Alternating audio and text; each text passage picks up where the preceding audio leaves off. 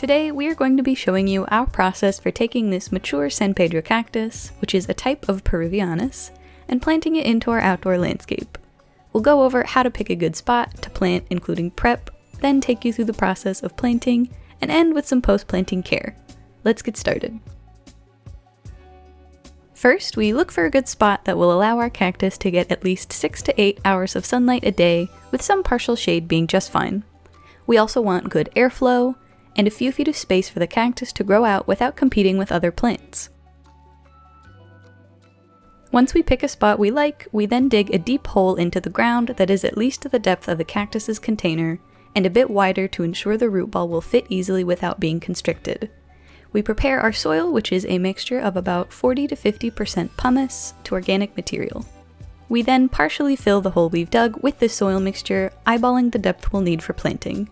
Backfilling with this soil is critical for good drainage, as the previous soil was mostly clay.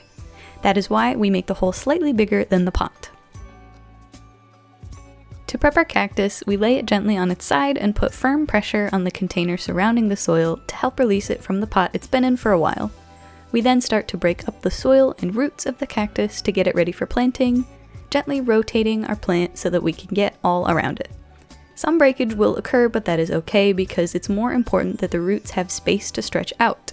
It's like being cooped up in a small car for too long and then giving your legs space to stretch out and feel better.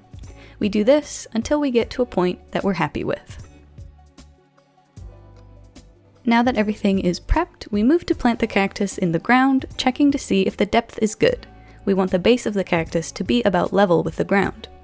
It's a little low here, so we take it back out, gently lay it to the side, and fill in the space with a bit more soil, eyeballing things and adjusting as necessary. Now that we have a good depth, we start to fill in soil evenly around the cactus. Extra hands work great, by the way, to be able to keep the cactus stable and upright while soil is being filled in. We then firmly pack the soil to make sure that there is plenty of support for the cactus and to reduce the chances of it toppling over as it grows and establishes roots. It's going to get larger and heavier, plus environmental factors may cause things to shift and become unstable over time, so it's better to be safe than sorry. You could even throw in a stake to keep it stable. In this case it seemed fine, so we left it.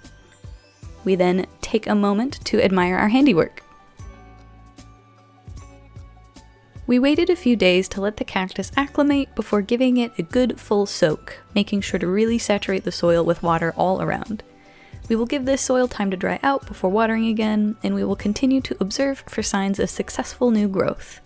We may later mulch it, add rocks to dress it up, give it further support, or create a barrier for weeds, but that is all optional. Thanks for following along, and please let us know if you have any questions about this process or are about to do some landscaping yourselves. Any likes or comments will help us out, and be sure to subscribe to our channel for more San Pedro content.